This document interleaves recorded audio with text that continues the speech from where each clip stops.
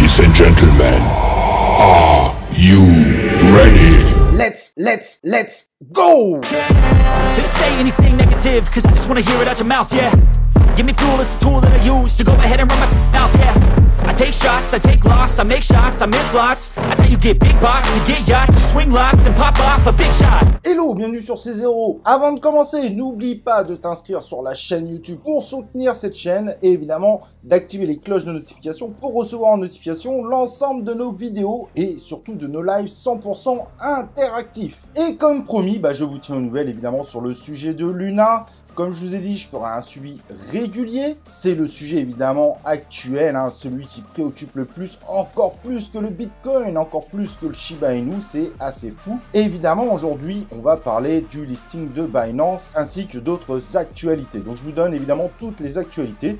Si tu veux en savoir plus sur Luna, regarde nos dernières vidéos. Il y a aussi pas mal d'informations à l'intérieur. Je ne vais pas tout répéter, évidemment, tu le comprends bien sur cette vidéo. Avant de passer sur Binance, j'ai aussi des gens qui me demandent, mais comment ça va se passer sur Coinbase? En effet, Coinbase reste un exchange véritablement populaire. Au moment où je fais cette vidéo, Coinbase avait communiqué qu'il ne ferait pas ce switch justement vers le Luna V2. Ils ont désactivé le trade, mais par contre, vous pouvez les envoyer et les recevoir. Mais à l'heure actuelle, ils n'ont pas voulu rentrer dans le bal de ce Luna V2, probablement pour des raisons éthiques et pour faire attention évidemment, car n'oublions pas que Coinbase est coté en bourse. Tout ce que dit l'exchange, c'est que s'ils venaient donc à prendre en compte cet airdrop, à lancer ce Luna V2, ils tiendraient les gens au courant. Au cas pour le moment, ils ont fait savoir que ce n'était pas du tout au programme. Donc désolé pour ceux qui sont sur Coinbase aujourd'hui et qui rêvaient de ce Luna V2, il faudra encore attendre un peu, voire peut-être ça n'arrivera jamais. Maintenant, on va passer du côté de Binance. Alors, je ne vais pas vous faire attendre trop longtemps, le listing est prévu le 31 mai à 8 h du matin et il vous sera possible de retirer ou de déposer des Luna 30 minutes avant, donc le 31 mai, vous l'aurez compris, mardi, à partir de 7 h 30 du matin. Donc pour les Français, il faudra le faire avant d'aller au travail, bien évidemment. Qu'est-ce que ça va donner au niveau du prix du Luna? Est-ce que ça va le faire pump? Est-ce que ça va le faire dump? On verra ça plus tard évidemment dans cette vidéo parce qu'on va parler de prédiction de prix. Juste pour vous rappeler, si vous avez loupé l'épisode, vos anciens Luna s'appelleront les Lune C et les nouveaux Luna du coup s'appelleront les Luna. Normalement au moment où je fais cette vidéo, vous devriez voir vos anciens Luna réapparaître.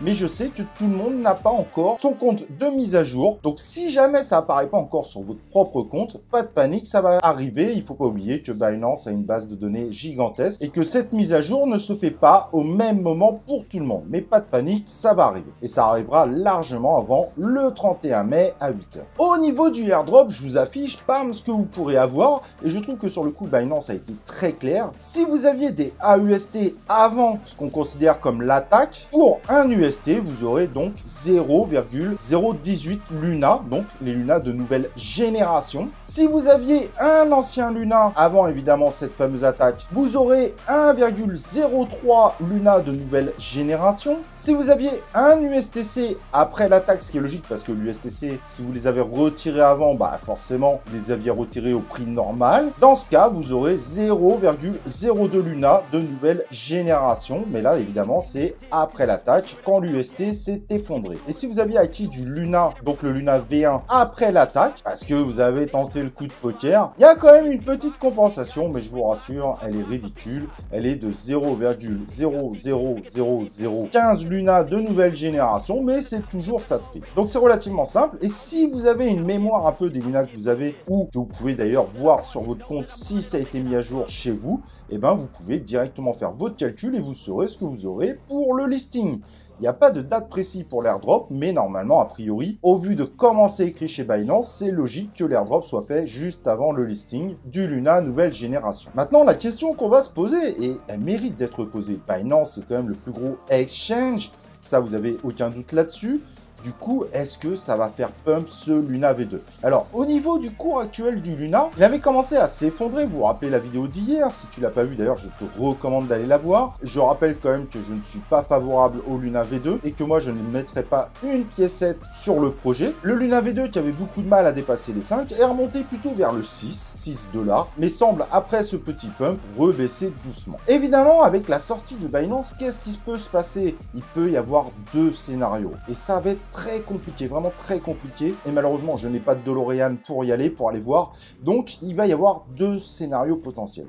Si la communauté soutient violemment, et on sait que Binance a une véritable capacité de pump, on pourra avoir un très gros pump, et ensuite, évidemment, un dump, mais beaucoup moins fort, qui pourra amener le Luna, du coup, à remonter globalement son cours. Mais on voit quand même beaucoup de réticence par rapport à Luna V2, il y a quand même beaucoup de gens qui ont voulu quitter le navire, également des gros investisseurs. Donc, ce qui pourrait se passer aussi, c'est qu'au moment du pump sur Binance, tout le monde décide de vendre ses anciens Luna, surtout que sur Binance, tout le monde aura ses Luna. Normalement, l'airdrop sera déjà réalisé, en tout cas pour la partie qui sera réalisée, ce qui pourrait du coup amener à un dump relativement violent et à se retrouver à un cours bien inférieur à celui d'aujourd'hui. Et ensuite, voir le cours fondre au fur et à mesure du temps. Vous connaissez, c'est le concept du panic sell. Quand on ne croit plus vraiment à un projet et qu'on a les tokens de compensation qu'on a déjà perdu du coup, on n'a pas envie de perdre encore plus et ça pourrait créer un véritable panic sell. Donc il est très difficile de savoir ce qui va pouvoir se réaliser. Certains espèrent évidemment un pump de folie, d'autres espèrent pouvoir revendre au meilleur prix pour se débarrasser du projet. Et de façon étonnante, et vraiment étonnante, je vois énormément de gens sur les réseaux sociaux soutenir le Terra classique, donc le Lune C. Mais là, je me demande si c'est pas juste par contestation, parce que là, contrairement à un Ethereum classique, je vois vraiment pas l'intérêt d'aller soutenir le Lune C qui ne sera soutenu par personne en termes techniques. Alors pour ceux qui se disent, waouh, Luna V2, la machine va se remettre en place, direct je vais acheter de l'UST, comme ça va le faire pump. Oubliez directement, l'UST ne sera plus jamais rebranché sur le Luna V2, et donc il n'y a quasiment aucune chance de revoir l'UST rebranché. Donc si vous voulez mettre une piécette sur l'UST en se disant qu'il va remonter à 1$, le problème c'est qu'il n'y aura plus grand chose pour le remonter à 1$. Je vous conseille d'attendre les actualités. Si un jour quelqu'un voulait reprendre ce projet, peut-être pour en faire un stablecoin adossé cette fois, mais vu l'effondrement, il y a quand même beaucoup de chances que ce projet soit tout simplement totalement abandonné. Donc voilà, que vous voulez participer au Lune C ou au Luna V2.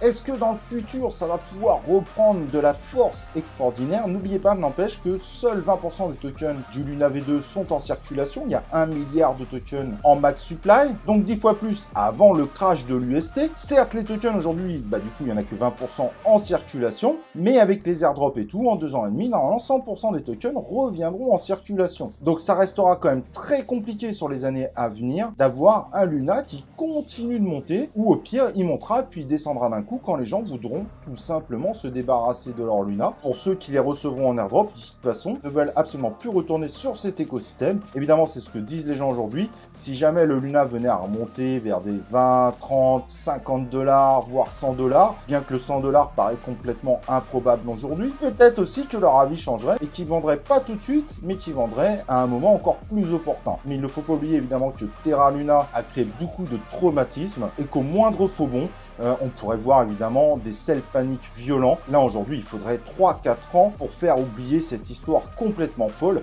si évidemment le projet arrive à tenir jusque là. Son écosystème est évidemment un écosystème intéressant. Le problème, c'est que le lancement actuel est plutôt un Ponzi 2.0. La justice commence à se saisir du sujet, les régulateurs également, et Luna pourrait faire énormément parler de lui dans les prochaines années. Quand les justices, les tribunaux, la Fed, etc., les régulateurs se chargent du sujet, ça pourrait également être très mauvais pour son futur. Donc c'est très difficile aujourd'hui de prédire sur un token comme le Luna. Il va falloir voir évidemment si les gens vont rester dessus. Aujourd'hui, il n'y a pas énormément de monde dans la cryptosphère. Je ne sais pas si vous l'avez vu, beaucoup de gens sont partis. On voit même des gens qui disent ne plus jamais vouloir revenir à cause de cette histoire du Terra Luna. En même temps, certains ont perdu quasiment 99% de leur investissement, donc on peut comprendre aussi le traumatisme que peuvent créer ce type de projet. Donc il faudra voir, mais attention, moi tout ce que je vous recommande, ne partez pas dans l'état d'esprit je vais hold du Luna pour la vie. À mon avis, il vaut mieux que tu suives les actualités si tu veux rester sur du Luna, car tous les scénarios aujourd'hui sont totalement probables et donc il est très difficile de se faire une avis sur une prédiction future. Maintenant, si tu espères un Luna à 100$, je vais te le dire honnêtement, il y a quasiment aucune chance que ça arrive. C'est pas impossible en termes économiques,